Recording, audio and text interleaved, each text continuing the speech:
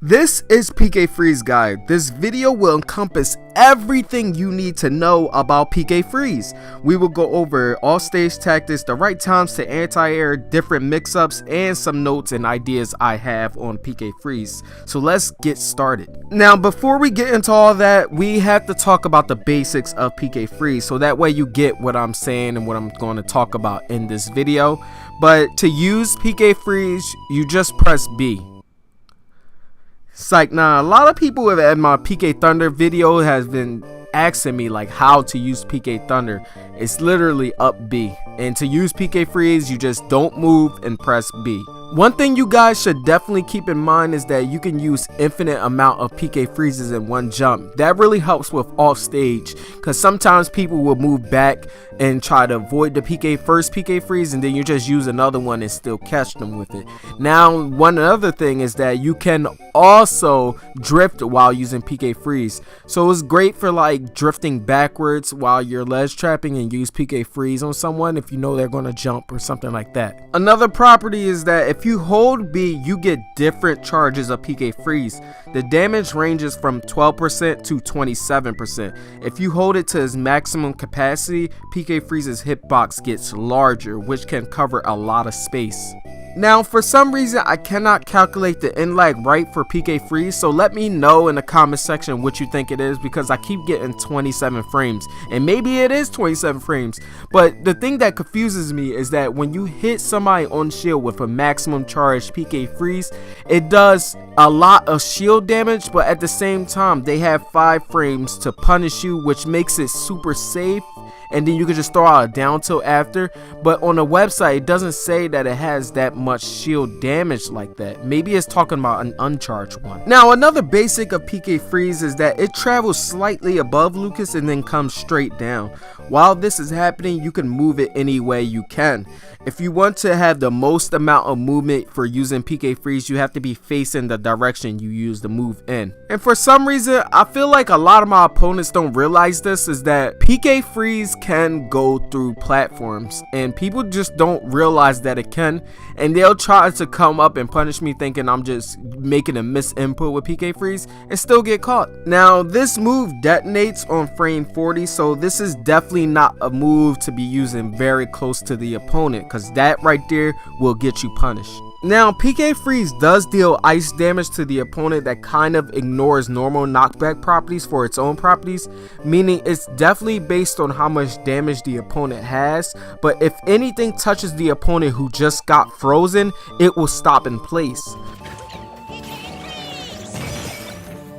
While frozen, all you can do is mash. There is no teching or DI. If you use this move twice on the opponent, they will get normal knockback. Now, since we're done explaining the basics, let's get into the offstage strategies. Now, when used for opponents that are off stage, PK Freeze can kill extremely early. It's an amazing edge guarding tool because it either wastes the opponent's resources, you know, like a jump or an air dodge, or it puts them in a bad position where you can punish. And then the fact that the huge hitbox of the move keeps you from having to guess precisely where the opponent is going to be. You just aim in a general area and you just let it go. The only problem with the move is that it doesn't go that far down vertically, so it kind of limits how much you can use this move because it only travels in a horizontal plane. So when your opponent likes to recover low, then you're basically out of luck. There are ways to get down lower, but you basically will be putting yourself in jeopardy. There are characters who do go down low and like to recover low that you can punish really well with PK Freeze. Characters like Bowser, King K. Rool, and Wii Fit, they have to use their recovery and they're stuck in the animation of their recovery. So all you would have to do is go down there, use PK Freeze and align straight up to the ledge, and then they're caught with PK Freeze, and then you could just recover because you have a really good recovery that is PK Thunder. Now let's go over the anti-air properties. Since PK Freeze startup is 40 frames, you would never be able to combo with this move, like never. What you can do is read what your opponent is going to do with the move. Since this move is such a big move, it forces your opponent to choose an option because sometimes it's either life or death. When using the move PK Freeze, the best position for you to be in is slightly below the opponent. The reason for this is that it's a lot easier to catch the next option that they choose if you're slightly below them. If you're above them, they can easily just fast fall or air dodge, and if you're right on them, they can easily still fast fall or air dodge. It's just harder to react because you're on them.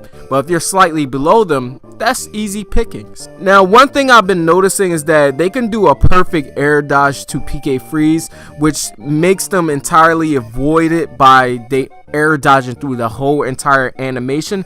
But the thing is, if you let it go early, then you can still punish their air dodge after they do it. You can also jump up and use a super mini PK Freeze to catch the opponent in the air, but the startup is just not that great, so it's very difficult to do, but it is an option. Now, I only have a few mix-ups that I can think about, but if y'all have any mix-ups y'all know what to do, tell me in the comment section, of course. One that I kind of use is kind of cheesy, but people just keep forgetting that this is possible, is that sometimes I'll deliberately jump on a platform, use PK Freeze, let it go through the platform, and it still catches people to this day. Another mix-up is that when you're hanging from the ledge, if you slightly press down, you can get out a PK Freeze like on the first frame of you even pressing down, and you'll be able to jump right back on a platform or do different kinds of mix-ups while coming back to the stage that tricks the opponent. The last one is while the opponent is on the ledge, you can get your back turned towards the ledge. Use PK Freeze intentionally, obviously making it look like a misinput, but obviously it's not. And then aim for roll distance, and they'll try to do a get up attack, which you'll let PK Freeze go earlier enough where you can shield and then use down air and kill them off stage. Now for some of my ideas, thoughts / notes or whatever about PK Freeze. I think one of the greatest strengths of the move is that how much shield damage it does. I think Lucas is a shield destroyer type character that utilizes shield pokes to get in on the opponent and destroy them, and also make them do options because their shield is so down. So using PK Freeze to destroy shields just gives you so many more options and makes the opponent move. And the crazy thing is, if you also combine this with PK Thunder's properties, because remember, if you have watched my PK Thunder guide probably like 6 months ago or whatever, it is easy to shield poke people with this move. So after you done use PK Freeze and they have like no shield, use PK Thunder, wrap it around them, they're going to get shield poked and pushed back. One of the main things that I think is that B reversing PK Freeze is just not good. It just gives the opponent more time to punish you, and I just feel like it's not a good option to use for the most part. I think using PK Freeze across the stage from the opponent is super safe. It gives you the means to control the pace of battle because you have this option. The opponent has to react to you using PK Freeze. So the opponent will run in, do whatever they have to do to get away from PK Freeze, maybe parry it or take the shield damage. But they have to do something when PK Freeze is on them. And I also think that getting a trade with PK Freeze is usually in your favor. It's just so good. It blows the opponent away so far. And sometimes the trade is just so worth it. And another thing that I feel is really good for PK Freeze is that on Battlefield and Lilat and stages with platforms in general, there are points where the opponent wants to come down where you could just use PK Freeze to cover those points. And if they air dodge past it, you just punish their landing. It's just so good that way. Well, that's it. Everything I know about PK Freeze. If you're new to the channel, hit the bell. I have a Twitter now, so check the description if you want to follow me on there. Check out my Patreon, check out my Discord. Oh yeah, also on my Patreon, I do small explanations of like certain tech that I find or videos or whatever I feel like, you know, sharing with you guys that's kind of like exclusive content. Alright, I'll see you guys in another video.